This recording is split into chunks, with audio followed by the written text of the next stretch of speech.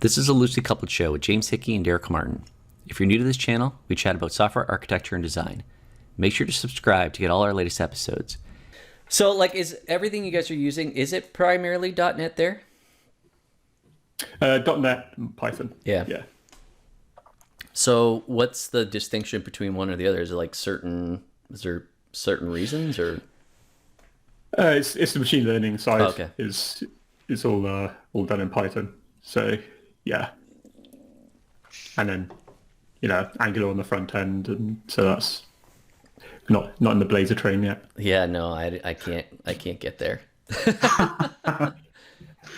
I quite like the WebAssembly stuff. I quite like the look of it. It's just, and I understand the appeal of the server-side Blazor as well, just not for public consumption, essentially. I completely understand internal apps, how productive you could be with server-side Blazor. It's just, it seems like it's web forms, but done better. Yeah, when I looked at it, have you looked at it, James?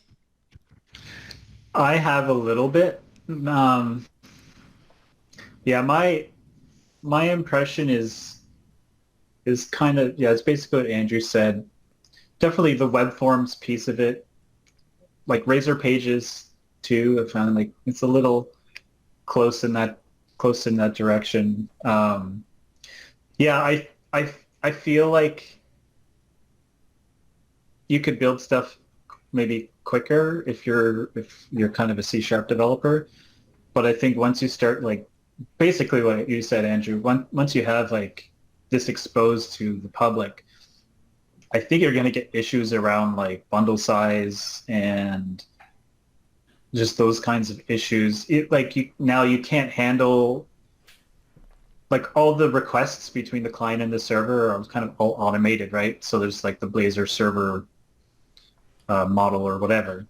So you're connected through a WebSocket using Signal R to, when you change the front end, it automatically changes the model in the back end, stuff like that. But you kind of lose control over that. And I can see people writing apps that struggle in performance-wise very quickly. Just kind of, I think anytime you lose control over basically web forms, right? Everything was abstracted. The whole HTTP thing was all abstracted away. But performance, it's you're sending the entire thing back to the server, sending the whole thing back. 5 gig I can view see state. Blazor. And to be fair, I think that they are avoiding. I think it's a different set of problems to what web forms was. I think Blazor server, as long as you understand, what I don't really understand is sort of saying, you can write your components either for a client or for the server, and you can reuse them on both, as WebAssembly components or as server-side, and that doesn't seem quite right to me. If they're stateless components, fine, yes, you could do that. But where things, for Blazor WebAssembly, I feel like I could justify it once performance improves and once bundle size gets down, then it's no different to an Angular app in my mind. You can absolutely justify that. Yeah. I don't know if it's at that point for production just yet. Yeah, it's officially, but But it's what if for example, my biggest concern is probably security, right? So basically what you said, Andrew, what if you have a Blazor component and you have, a junior developer, or even an intermediate, just you make a mistake, right? You have this component in your back end, even if it's a configuration, you have a secret, some kind of secret, a connection string or a API key or whatever, that however you get that, but then, somebody starts using that component in a Blazor inside of a Blazor component. My assumption is that DLL is going to be shipped to the front end. How easy would it be for someone to grab that DLL that's kind of stored on your machine or whatever and then just decompile that? I mean, it's pretty easy to decompile DLLs today. So, it's just those kinds of issues. I'm I'm not too fond of that. There's two sides to it. I think Blazor WebAssembly and Blazor server side are very different. The concern about leaking things on the WebAssembly, yeah, you absolutely would do that if you put that and you directly referenced it. Yes, it would get shipped to it. But that's sort of the same argument as, I might write a connection string in my view, and then someone would view that. It's not quite the same because you get it indirectly, but I don't know. I'm not actually too worried about the security side, actually. I've only used it once just to toy around with it, like the WebAssembly, Blazor WebAssembly. And this is coming from somebody that just hates the front end in general. So take all this with a grain of salt. Is the thing that kind of made me a little squirmish, I guess, was just I'm not a fan of Razor syntax in general. Like this is going back probably like a year now, so it's probably changed quite a bit, just how everything works. But like some of the, like how you define event handlers, because it's still just using all at whatever, right? Is ultimately still what you're doing. They've improved the syntax for some of it. Some of it you don't need to do any of that. You just have on-click equals and bind equals, and then it automatically knows which bit is, and things like that. So there's quite a lot of tooling magic which makes it nicer. But fundamentally, if you don't like Razor syntax, you're probably not. Yeah, I should definitely check it out again so I can. It's kind of bad because I already have like a preconceived like idea going into it. Like I got to get rid of this negative feeling I have about it, because there's so many people that are super excited about it, and I get the want for it, because I would want something like that. I wouldn't say like I said, I'm just not a big front end fan. I mean, I like TypeScript. I can't say I love spas. But I mean, I like TypeScript, so it makes it bearable.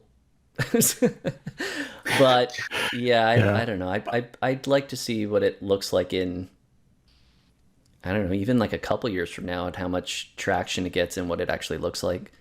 So it would be. Yeah.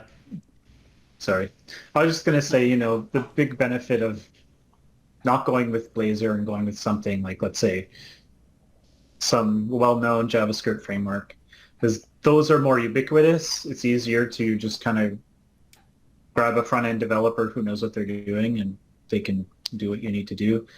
With Blazor, it's like, really, if you want to build like a rich production front end, are you going to hire .NET developers to do that? Or are you going to hire front-end developers? Like, is there really like a Blazor front end? Like, no, I totally don't see that ever happening. So I definitely see Blazor being more geared for like the back-end developers who just need to build these maybe simpler front ends. It could be. I think about, we might have talked about this before, which was, I'm not a fan of, or maybe it was Andrew and I can't remember, but but I made the comment of, and I still feel this way, it's like the whole marketing of, hey, you can use .NET everywhere. Like you can use it on the server, you can use it on Android, iOS with Xamarin or Maui, whatever we're calling that now, or Blazor now, or IoT. I don't think it's helpful. And the reason I don't think it's helpful, because I think it's misleading. I've worked in Xamarin. The only other thing I've ever done in .NET are kind of like front-end WPF WinForm apps. And so I was a little bit, and I've been doing that from the very beginning, so I never really experienced anything outside of that.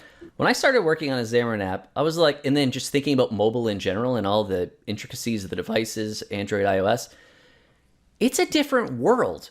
The fact that I knew C# helped almost nothing. You know what I mean? It's like, okay, so I know C# syntax and I understand the crazy ass stuff, like how, you know what I mean? Like intricacies that were helpful, but it was really more about the app model, the platform. So when you mention like Blazor, like, who are you going to get? It's like, well, even if you know C#, how much does that really help? Because you got to understand how it actually all works. But then I guess the alternative, the trouble is, if you're a web developer, the alternative is that you have to know how, say Angular or React works. Yeah, as a fair. .NET developer, you have to do the exact same problem, just with a completely different language. Yeah, I don't think language should be too big of a problem, but the framework, NPM, trying to get your head around that is a whole new stack. So I do feel like I feel like Blazor will do well with .NET developers. I feel like people who are essentially already full stack, teams, like smallish teams, and people who already have to touch the front end. I feel like it'll do well, and I've been sort of having a toy app, and I quite enjoy it. When I was making my little test one, I liked it. He's a little I'm going to say ashamed.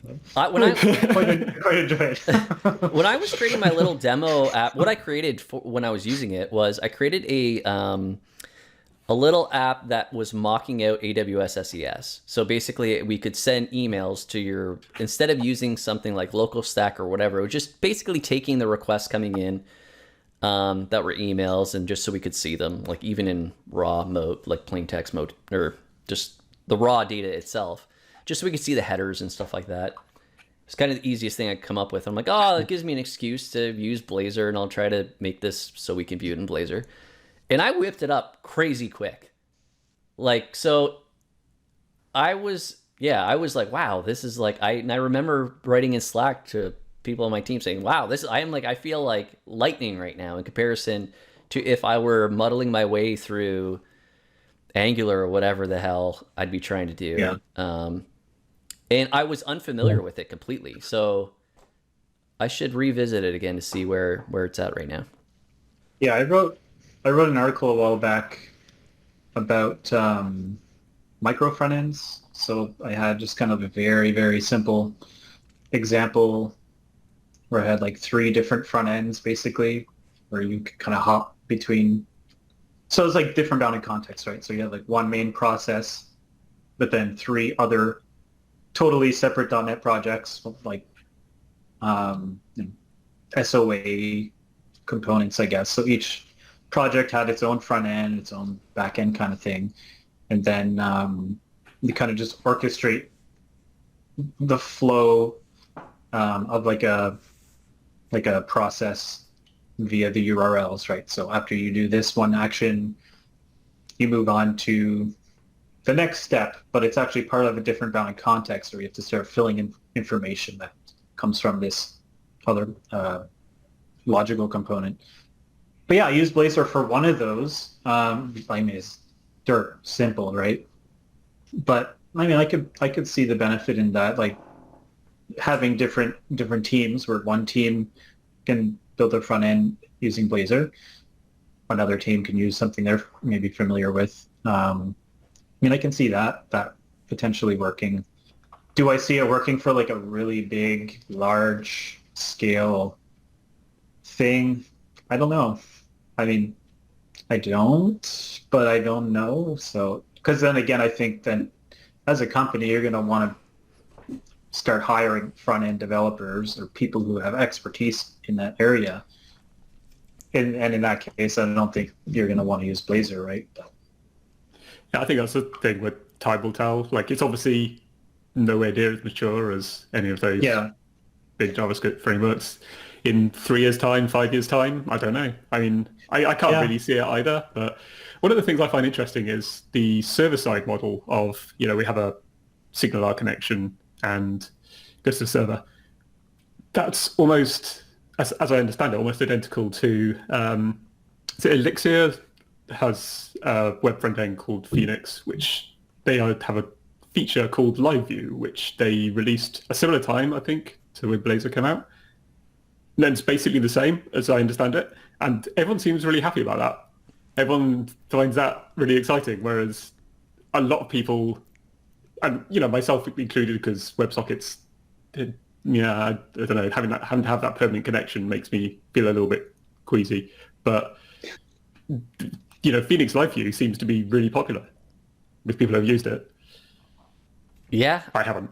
I guess I think maybe the people in the .NET space are maybe a little hesitant if you, yeah, like when we were originally having this conversation about web forms, and it can be nothing like it, but the smallest whiff of like, ooh, this feels a little odd, like where there's state that's getting passed around, and maybe it's over a WebSockets connection, and yeah, it's thinner because it's just the delta changes of the DOM, but there's still state moving around there, and what else do I not see? And what else am I going to find out in a year from now where I realize that I have this view state that's enormous? I don't know. Maybe I think it's just the old man Derek that used web forms that was like, there's still lingering pain of bad memories. Maybe I got to give it a fair shake. I think, the biggest concern for me is with like going back to web forms is that people treated the like code behind as, I'm going to put all my business logic here. Like there was never a lot of times when at least the web forms applications I work or have worked on, it's just like all the handlers for the page or the web form do all the stuff that your application needs to do, and there's no separation. That's my concern is now that you have this similar model where it's like MVVM, but people, if you don't understand that issue, if you've never like kind of lived through what happens when you don't separate that, then I can see a lot of these, Blazor components, just having too much logic in them and not being separated. Yeah, I guess it's the same issue as yeah. That's full circle. Same thing it's full circle to the start of like you can put everything in your controllers or not. So I don't know. I was just going to say that. Yeah. We hope you enjoyed this episode of the Loosely Coupled Show. If you did, please subscribe for more on software architecture and design.